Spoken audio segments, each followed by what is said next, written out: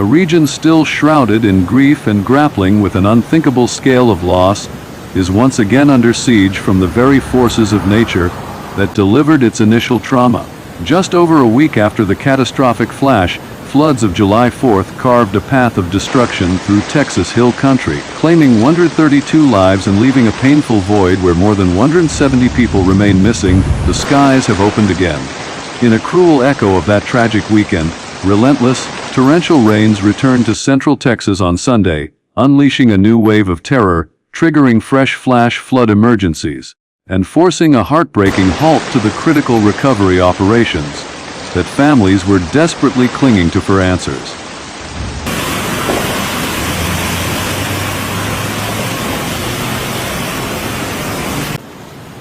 The assault from the heavens began Sunday morning, and the response from the landscape was immediate and violent. In the community of Kempner, the Lampasas River, a waterway that typically flows gently, became a raging monster. In a terrifyingly short span of time, it embarked on an explosive ascent, surging from a benign level of just 1.5 feet to a staggering 34.5 feet by mid-morning. This dramatic rise brought the floodwaters to within mere inches of the major flood threshold, pushing a community still reeling from one disaster deep into the throes of a second. The crisis was not isolated.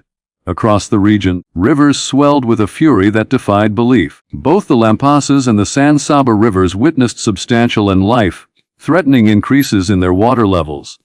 In Adamsville, located in San Saba County, the Lampasas River climbed approximately 14 feet in the span of just 2 hours during the early morning, a testament to the sheer volume of water being dumped into the watershed.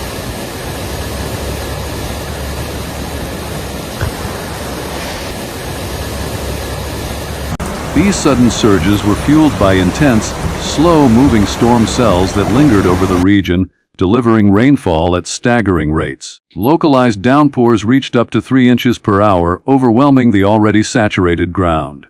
The cumulative effect was devastating. Overall rainfall accumulations exceeded 9 inches in San Saba County, a figure that transformed creeks into torrents and fields into lakes. The popular recreational area of Colorado Bend State Park was inundated with more than 6 inches of rain, forcing its immediate closure for public safety.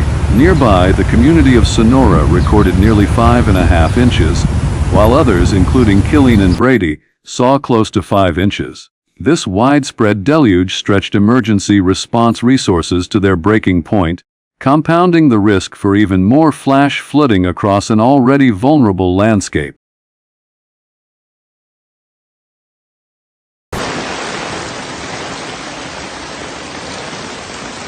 In response to the rapidly deteriorating conditions, authorities implemented a series of urgent protective measures. The closure of Colorado Bend State Park was just the beginning. Throughout San Saba County, a network of road closures was enacted as floodwaters rendered transportation corridors impassable. Several low-water crossings, notoriously dangerous during flood events, were submerged, and numerous county roads became impassable rivers of brown, churning water. For residents in the most vulnerable locations, the warnings escalated to mandatory evacuation orders. Those living south of the San Saba River, east of Highway 16, and in the area north of Wallace Street and Highway 90, were instructed to leave their homes immediately. A particular focus was placed on residences that had already sustained damage from the July 4th floods. Emergency personnel went door to door, conducting welfare checks and ensuring that these already traumatized residents were aware of the new, imminent threat and could move to the safety of higher ground or designated shelters.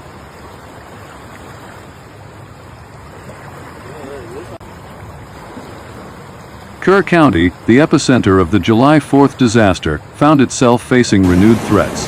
The memory of the Guadalupe River surging an extraordinary 26 feet in just 45 minutes during that initial event remained a fresh wound for the community. On Sunday, emergency alerts once again blared, warning residents of rising water levels along the same river. In the town of Ingram, situated about 6 miles east of Kerrville, the grim signs were undeniable. Visible street flooding and expanding pools of standing water created swampy conditions, threatening homes and infrastructure that had barely begun to recover.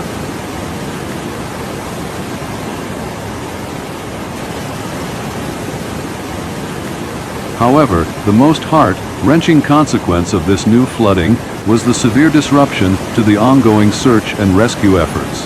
More than 160 individuals from the July 4th flood remain unaccounted for, their families locked in an agonizing wait for news. The renewed danger posed by the rising, turbulent waters forced a painful but necessary decision. On Sunday morning, all search teams were ordered to evacuate the Guadalupe River corridor, and local authorities officially suspended all active recovery operations until river levels stabilize. This halt represents a cruel blow to the families of the missing, delaying any potential for closure. Forecast models added to the anxiety, suggesting the river could once again rise above flood stage, threatening key infrastructure like the Highway 39 bridge near Camp Mystic, a site that was itself heavily impacted during the previous flood.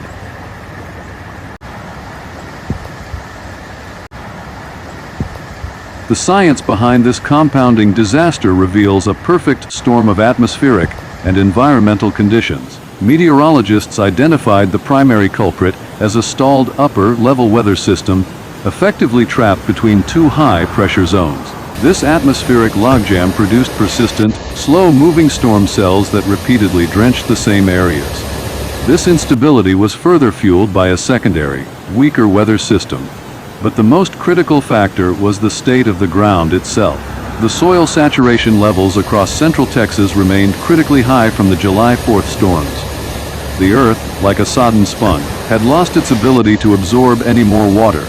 As a result, the heavy precipitation converted almost instantly to surface runoff, overwhelming creeks, rivers, and drainage infrastructure with terrifying speed.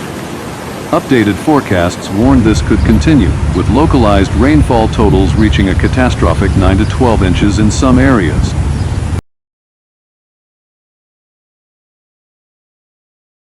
Amid the chaos, the resolve of emergency responders shone through. The Kempner Volunteer Fire Department evacuated 2 RV parks and helped relocate elderly residents from vulnerable creek-side homes. In Bosque County, first responders rescued a man trapped in waist-deep water on a submerged bridge, the third such rescue at that exact location in just 1 month. In Sonora, a temporary shelter was established at the Civic Center for displaced residents. Texas Governor Greg Abbott confirmed that numerous rescues had been carried out across multiple counties, emphasizing that state and local agencies were coordinating their response, focused on safeguarding residents as this relentless crisis continues to unfold. As the weather system persists, the long and complex road to recovery has been made infinitely longer and more painful. For now, the region in mourning can only watch the rising water, wait for the rain to stop, and hope that the search for their missing loved ones can soon and safely resume.